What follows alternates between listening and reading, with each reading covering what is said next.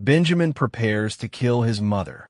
Hunter x Hunter Chapter 417. The chapter begins with 4th Prince ShryphonX down for the count, with Benjamin lecturing his dead brother about the dangers of using Zetsu, as that would cause his guardian spirit beast to disappear. Out of spite, Benjamin crushes ShryphonX's head with his boot and even sighs a breath of relief and euphoria that finally, his evil, disgusting cockroach brother is dead. Honestly, who can blame him? Bro lived with a psychopath who mutilates and skins women into art pieces or kills anyone without a PhD-level intellect. ShryphonX's friends in Kaken's military academy even saw him just shoot a guy for no reason at all, and they still hang out with him as his bodyguards. Not to mention how ShryphonX owns an entire room made up of human body parts, a throne of bones and skulls, and most notoriously, the largest collection of scarlet eyes. If ShryphonX is the reason Benjamin does not want anything to do with the Carne Levar, then he would be doing Kaken and the entire world a favor if he became king and abolished the orgies. Sokov is worried that they are now under the illusion of ShryphonX's nun-ability. Parallel future, but before he has time to figure out, Benjamin asks the bodyguard Sokov to testify what Benjamin did, that what Benjamin is doing is a form of extrajudicial execution. ShryphonX is human garbage, so Benjamin did not even need the succession war to justify executing him, since he always wanted to end ShryphonX with his own hands anyway. So Benjamin wants all of ShryphonX's men to testify, not only to reduce or even outright cancel their prison sentences, but also to remind the entire world that ShryphonX is not a hero or martyr. Unsure what to think anymore, Sokov says the only way to properly confirm ShryphonX's death is to check on Theta and her infected cheek. Theta was the first subject of ShryphonX's guardian spirit beast, because he already sussed out how Theta was teaching him the wrong stuff about Nun. So he simply learned around it through pure genius. Although we can already tell something much worse just happened. Benjamin thinks ShryphonX only has a half-baked Hatsu, but what if Benjamin's arrival triggered its completion? He faked his death multiple times, but ShryphonX did not grow fast enough, and nothing else happened to him after those deaths. Here, Benjamin crushed his skull and sent his body for forensic analysis. Benjamin orders his men to establish a unified headquarters in the 7th floor where the courtrooms are located. Back in his room, Benjamin stores a whole box of TSK, 17 in his boot, preparing to massacre his entire family. What is so ironic is that Benjamin declared special martial law due to a fake plot by his two brothers Hawknabert and ShryphonX to launch a chemical weapon of mass destruction on the Black Whale. But in reality, Benjamin has the weapon itself. The TSK 17 virus Benjamin checks on the princes captured so far, and it's only 2. 5th Prince Tebepa and 6th Prince Tyson. Furthermore, 3rd Prince Zhang Lei and 7th Prince Lujerus have already escaped. It makes sense because both of them are benefactors of 2 mafia families, the Shiyu and Char families respectively. Also, it is confirmed Zhang Lei used Coven Toba, 1st Prince Benjamin's spy in 3rd Prince Zhang Lei's camp. In Chapter 415, it turns out that Zhang Lei had already left the room upon the declaration of special martial law, and it had to do with Coven Toba possessing one of the coins from the 3rd Prince's guardian spirit beast. There's a lot we still do not know about this guardian spirit beast, other than its ability to produce coins that accumulate none or even awaken none in a non-user. This has potential to give Zhang Lei the ability to produce his own nun army like Morena Prudo and her Contagion, but much, much slower.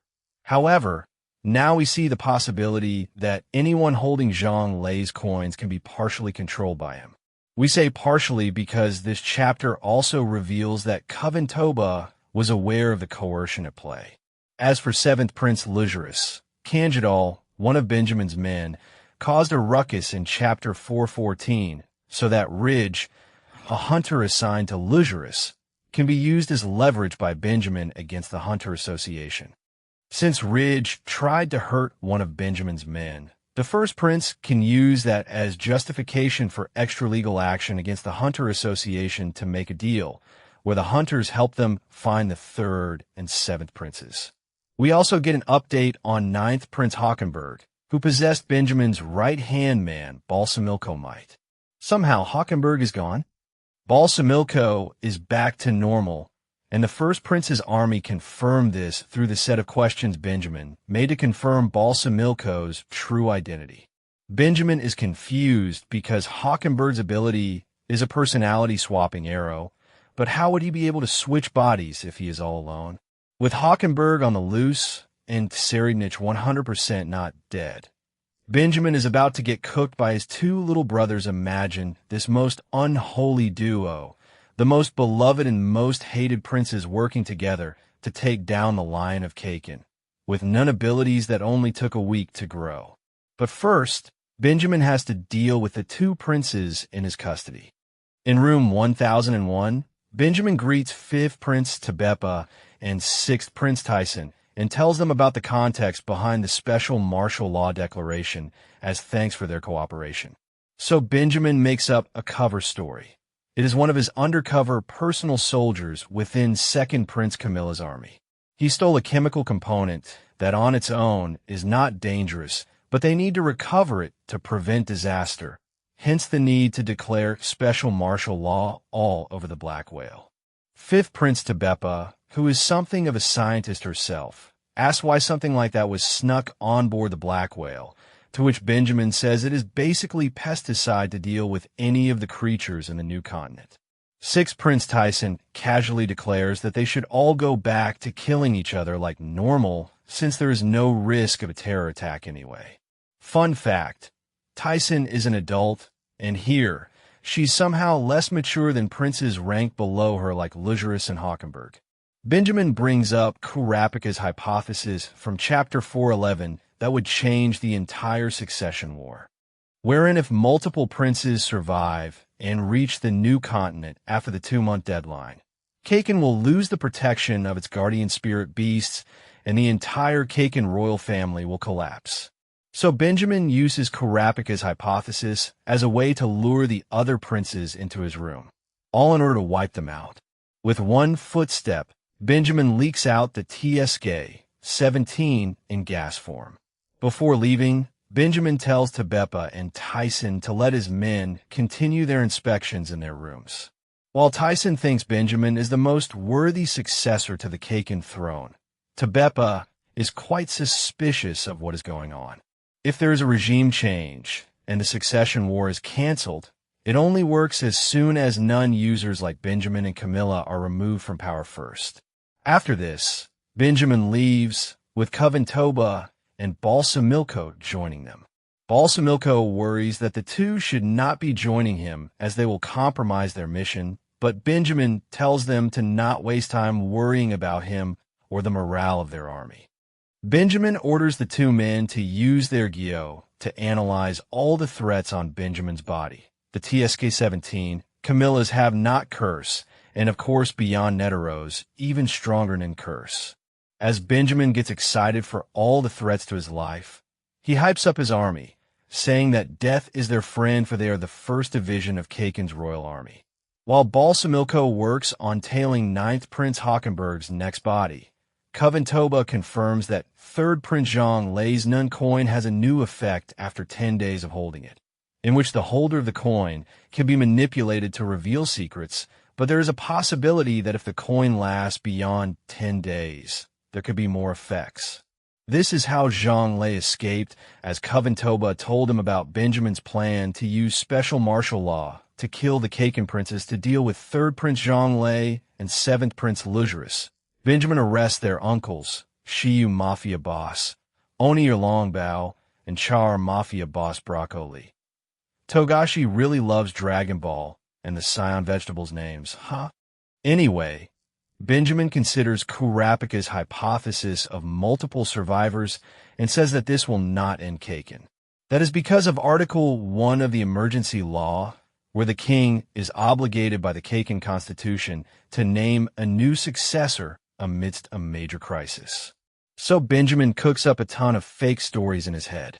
First off, second Prince Camilla has already been infected TSK 17 in the last chapter. Right now, Camilla is panicking over her health, asking for any medical equipment or scientists to come in and check her situation. Benjamin has no regrets killing her since she pulled the trigger first. Fourth Prince ShryphonX is confirmed dead by Benjamin, and he feels absolutely cathartic that a parasite to Kaken's legacy has been squashed like a bug. We already know in this chapter that 5th Prince Tebepa and 6th Prince Tyson have been poisoned with TSK 17, but he admits they are still worthy of respect as human beings. As for 11th Prince Fujetsu, he pities the girl's cursed state and confirms through his exorcism of those cursed spirits that her twin sister, 10th Prince Kacho, is dead. So he makes up a cover story for ending her, that after being infected by the TSK 17 virus and despairing about Kacho's death, Fujetsu chose to end her life with poison. And out of pity, Benjamin prays that Fujetsu reincarnates into an ordinary family in her next life. As for 8th Queen Oito, Benjamin reveals how she became queen, to give her family and loved ones a life of wealth and luxury. She accepted a future with King Nasabi, where their child would inevitably become a sacrifice for the succession war. While he is against her deception, Benjamin sympathizes with her reasoning to swap children with her younger sister and offers to have Oito be exiled as long as she can provide proof the real 14th Prince Wobble is not on the Black Whale. However, if the baby is on board, both mothers and children, alongside Oito's entire clan, will be exterminated.